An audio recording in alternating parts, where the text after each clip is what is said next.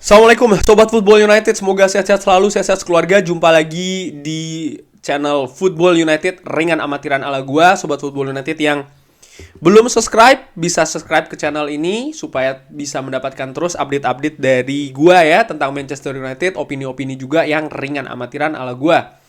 Bagi Sobat Football United yang suka videonya juga nanti jangan lupa klik tombol likes-nya. Oke, preview Manchester United menghadapi West Ham di London. Ini partai tandang. Menurut gue di akhir-akhir kompetisi ini akan sangat penting faktor mental karakter yang akan mempengaruhi fokus. Itu yang ditunjukkan oleh Manchester United ketika menghadapi Brighton. Ditunjukkan tapi tidak paripurna ya. Soalnya di menit-menit akhir justru Luke Shaw melakukan kesalahan, akhirnya dihukum dengan tendangan penalti. Manchester United 0 poin di kandang Brighton. Walaupun gue tadinya sudah berpikir, sudah bisa mendapatkan 1 poin itu paling tidak. Manchester United sebenarnya sudah pernah menunjukkannya juga dengan secara baik ketika menjamu Aston Villa. Bisa tampil fokus ya, mengakhiri rekor baik dari pasukan Mr. Good Evening, Unai Emery. Sekaligus juga Manchester United terus mengamankan posisi di 4 besar.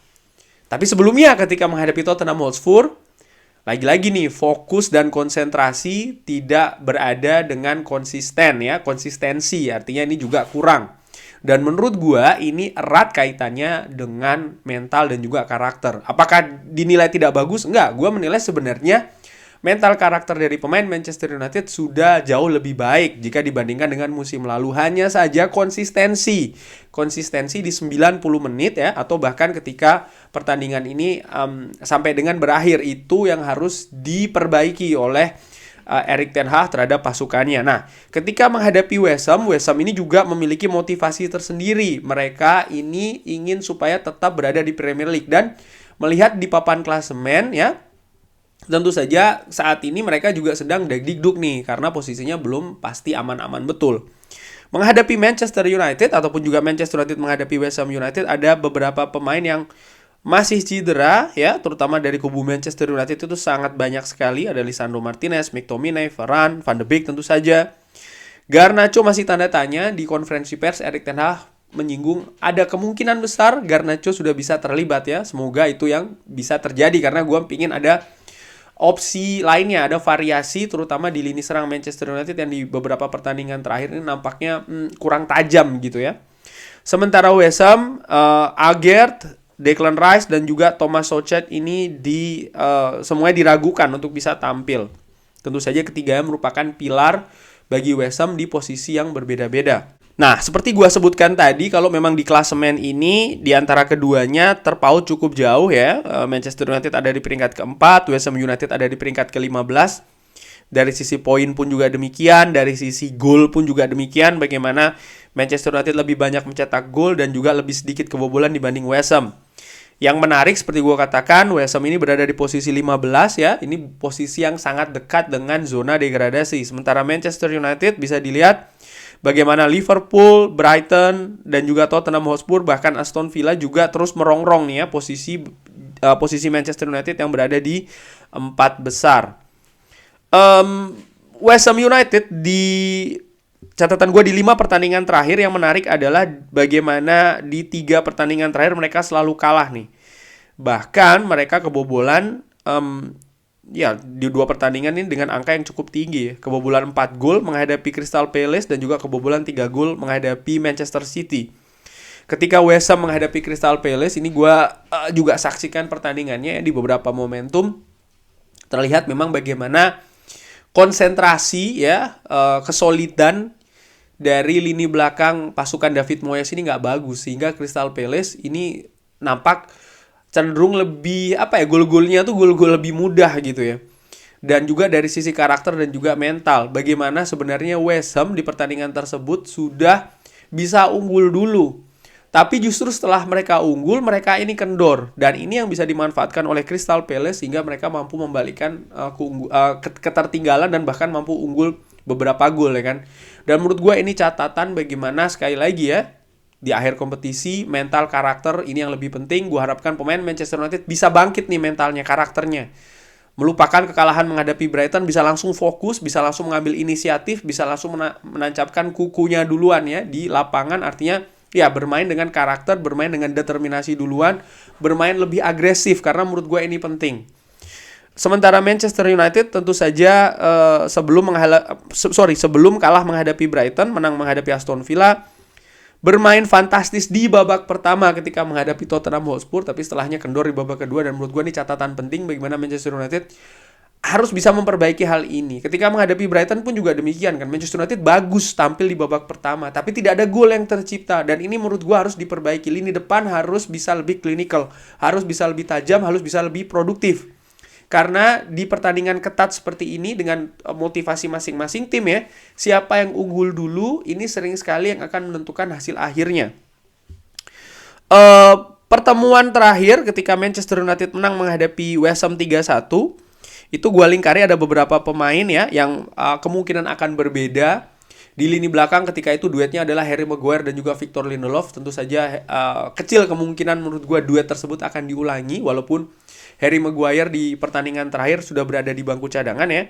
Lalu lini tengah tuh Scott McTominay, dan juga di depan Garnacho serta Wout Weghorst. Mungkin tidak akan sama komposisinya ya, karena Scott McTominay masih cedera, Wout Weghorst ya di beberapa pertandingan terakhir bukan menjadi pilihan utama, sementara Garnacho juga masih tanda tanya. Yang gue ingat di pertandingan tersebut adalah bagaimana karakter, sekali lagi gue ulangi ya, determinasi dari para pemain Manchester United ini bagus. Walaupun mereka tertinggal dulu, tapi mereka tetap ngotot ngeyel, ingin menang, ingin berlanjut ke babak selanjutnya di FA. Dan menurut gue itu yang menjadi pembeda. Sehingga walaupun mereka tertinggal dulu, walaupun West Ham unggul duluan, tapi akhirnya Manchester United yang di akhir pertandingan memetik kemenangan ya. Sebelum ke komposisi permainan, gue iseng-iseng gue lihat bagaimana sih rekor West Ham di kandang sendiri musim ini. Ternyata kalau menurut gue raihannya cukup bagus ya. Di bulan Februari, Maret dan juga April sebenarnya mereka punya catatan yang bagus. Namun justru di akhir-akhir ini, menghadapi Newcastle kalah telak, menghadapi Arsenal mereka tidak bisa menang. Oke, menghadapi Gent mereka menang telak ya, karena mungkin perbedaan kualitas juga. Tapi ketika menghadapi Liverpool mereka kembali kalah. Ini menurut gua ada kaitannya dengan ya konsentrasi sih. Bagaimana tekanan saat ini ya, beban mungkin ini sudah semakin berbeda yang dirasakan oleh semua komponen di West Ham United. Baik itu David Moyes yang sudah mulai sering disinggung-singgung soal masalah pemecatan, maupun juga ya West Ham United yang terancam di posisi degradasi ya kan. Ini tentu saja mempengaruhi konsentrasi dari para pemainnya. Ada pemain yang kita harus fight untuk bisa menyelamatkan tim ini. Mungkin ada juga beberapa pemain yang sudah mulai ingin menyelamatkan skocinya masing-masing ya. Artinya jangan sampai tenggelam ke Championship, harus mencari plan selanjutnya nih, sehingga konsentrasinya terpecah. Bisa jadi itu sudah melanda di tim ini, yang menurut gue harus dimanfaatkan oleh Manchester United. Konsentrasi dari tim lawan ya, dengan cara apa ya? Harus bermain lebih fight, determinasi harus lebih tinggi, agresivitas juga harus lebih tinggi. West Ham United seri 2-2 menghadapi Arsenal, ada catatan menarik di pertandingan tersebut, di mana Arsenal ini lebih unggul dari sisi XG ya, dan juga expected assist. Ball possession pun juga demikian, tapi total shots West Ham ini lebih tinggi, walaupun akurasinya rendah. Ini yang harus diwaspadai oleh pasukan Erik ten Hag. West Ham bisa saja dengan motivasinya ya, dengan situasinya juga, mereka tetap bisa tampil berbahaya, sehingga lini belakang dari Manchester United, utamanya ya kuartet pertahanan plus juga David De Gea, harus tampil dengan fokus yang penuh di sepanjang pertandingan nanti. Ini merupakan perkiraan formasi bagi West Ham gua ambil dari SofaScore.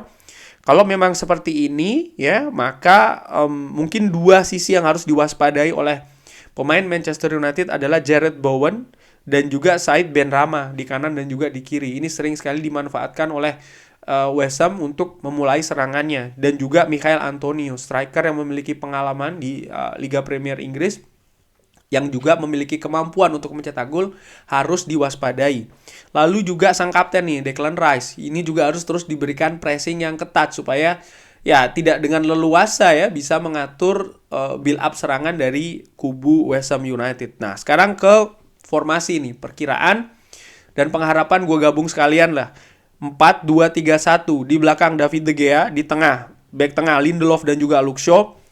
Kanan dan kiri, karena tadi gue katakan Jarrod Bowen dan juga Said Benrahma, gue berharap Erik ten Hag bisa memainkan Aaron Wan-Bissaka di kanan dan juga Tyrell Malacia di kiri.